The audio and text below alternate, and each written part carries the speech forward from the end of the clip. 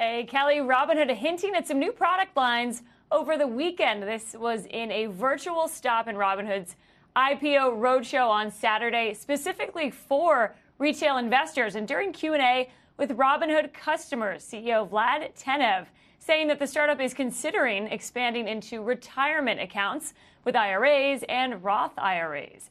He also says they're working on cryptocurrency wallets so that customers can hold their own digital assets. Robinhood executives really talked up the startup as a single money app, as they called it, not a brokerage firm. And they focused on areas outside of trading that included adding more savings and spending products to diversify the business. Payment for order flow came up a couple of times, and CFO Jason Warnick saying that if regulators go as far as to ban that practice, Robinhood and the rest of the industry will adapt and, quote, will explore other revenue sources. The management team chose the questions. They say they had thousands of submissions from Robinhood customers. They picked at least one question that had nothing to do with the IPO. One user asked what CEO Vlad Tenev's favorite planet was. Robinhood, of course, is setting aside up to 35% of its shares for traders on that app. The company is expected to list on the NASDAQ this Thursday. Kelly, back to you. Two questions, Kate. Number one, did he say what the planet was? And number two,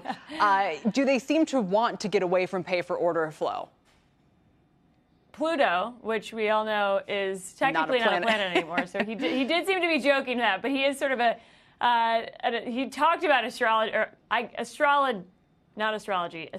He talked about astronomy, but they did get into sort of a side discussion. So it seemed to be a way to sort of show the human side of the CEO, and I'm sure it was on purpose that they had thousands of questions, and that one didn't have to do with the IPO. So sort of a fun moment. And then payment for order flow would be a big deal. If they could not have payment for order flow as part of their revenue model, it makes up now more than 80% at this moment. So it would be a tough situation if they did have to move away from that revenue model. Yes. And again, I mean, I think that even regulators go back and forth about just how draconian they want to be in cracking down on that. But in the meantime, we can also consult his astrology charts for how the IPO will go. Kate, thanks very much.